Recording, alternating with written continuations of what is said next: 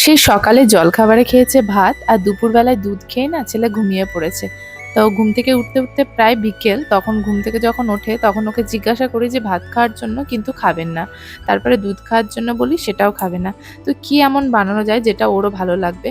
তো ওটস তো আমার ছেলেকে সেরকম খাওয়াই না, মাঝে সাঝে একবার করে দিয়েছিলাম ওটস দিয়ে দুধ। তো ছেলে একদমই খেতে পছন্দ করেনি, মানে খায়নি। তো ভাবলাম আজকে চলো ওটসের খিচুড়ি করি। তো আমি ফার্স্ট টাইম বানালাম আর আমার ছেলে ফার্স্ট টাইমই খাবে। তো খেতে চায় না ও, তার জন্য আমি কিছু বানাতে চাই না ওটসের। তো আজকে ভাবলাম চলো না বানিয়ে দেখি, আমিও প্রথম বানাচ্ছি, জানি না কেমন হবে, তবে সবার কাছ থেকে শুনে এভাবেই বানাই। তো সেইভাবে আমি বানানোর চেষ্টা করছি।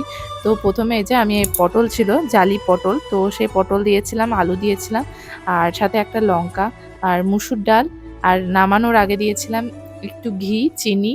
তো এই দিয়ে প্রেশার কুকারে তোমার সিটি মেরে নিয়েছি, আর খুব তাড়াতাড়ি হয়ে গেছে, বেশিক্ষণও লাগেনি। তারপর ওটাকে করে নিয়ে এসেছি, তো ওখান খাইয়ে দেবো, ওর পড়া আছে আবার। তো সেই মতো ওকে যখন খাওয়াচ্ছি তো আমাকে বলছে খুব টেস্টি হয়েছে, মানে কোনোদিনই তো খাই না, তাই ভাবলাম চলো একবার টেস্ট করে দেখতে কি আছে, না খেলে তো আমরা আছি। তো সেই মতো এই যে খিচুড়িটা আমি বানিয়ে নিয়ে চলে এসেছি, আর আমার ছেলে খুবই ভালো খাচ্ছে। মানে ও যেটা আমি ভেবেছিলাম হয়তো খাবেই না, পছন্দ করবে না, কিন্তু না, ওর খুব ভালো লেগেছে।